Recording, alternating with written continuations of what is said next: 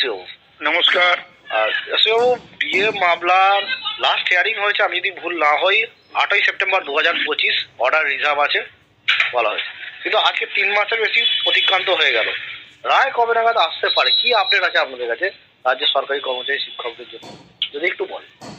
এটাই এখন পশ্চিমবাংলার রাজ্য সরকারি কর্মচারী, শিক্ষক, শিক্ষাকর্মী, পেনশনার এবং আধার দিয়ে বেনিফিশিয়ারিদের কাছে $1 মিলিয়ন কোশ্চেন। 3 মাস কেন বলছেন? 4 মাস হয়ে গেছে। আচ্ছা, 4 মাস। 8ই সেপ্টেম্বরের পর আজকে 8ই জানুয়ারি পেরিয়ে গেছে। আচ্ছা, 4 মাস হয়ে গেছে। কোন রকম আমরা জাজমেন্টের কবে বেরোবে বুঝতেই পারছি না। আচ্ছা, 8 তারিখে জাজমেন্ট রিজার্ভ হয়ে গেল। বোথ সাইডকে বলা হলো, সরকারকে এবং আমাদের রেসপন্ডেন্টদের যে রিটার্ন সাবমিশন দিতে, আমরা সবাই দিলাম। কে কত বেশি দিয়েছে, কে কত ভালো লিখেছে, আমি ওসব বিতর্কে যাচ্ছি না।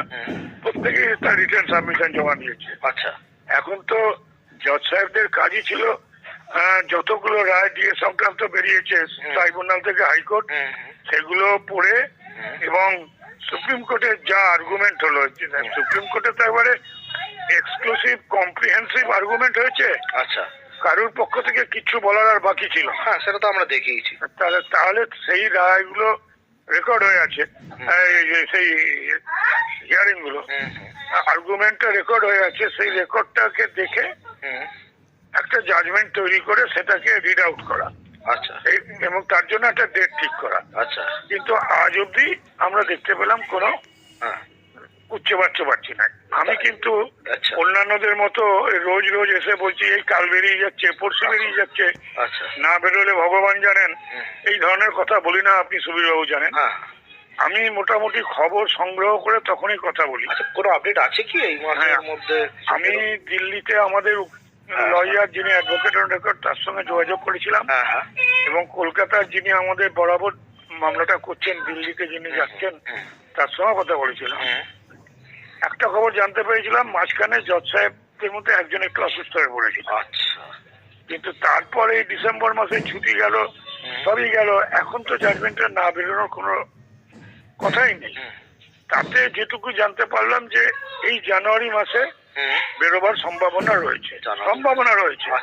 আমি কিন্তু আপনাকে বলছি না যে রায় বেরিয়ে যায়। এই হিসাবে জানুয়ারি মাসে আজকে ধরে নিন আপনার 11 তারিখ হয়ে গেল, বাকি এখনো রয়েছে 19-20 দিন রয়েছে। এই 19-20 দিনের মধ্যে জাজমেন্ট বেরিয়ে যাওয়ার সম্ভাবনাটাই আমাদের। জাজমেন্ট দেরি হলেও জাজমেন্টটা জজ সাহেবরা সব দিক বিবেচনা করেই দেবেন। হ্যাঁ, যেখানে ভারতবর্ষ জুড়ে কেন্দ্রীয় সরকার, অন্য রাজ্য সরকার ডিএটাকে দিয়ে দিচ্ছে নিয়ম করে, অর্থাৎ সেখানকার কর্মচারীদের ডিএটা একদম এক ধরনের অধিকারের মধ্যে এসে গেছে।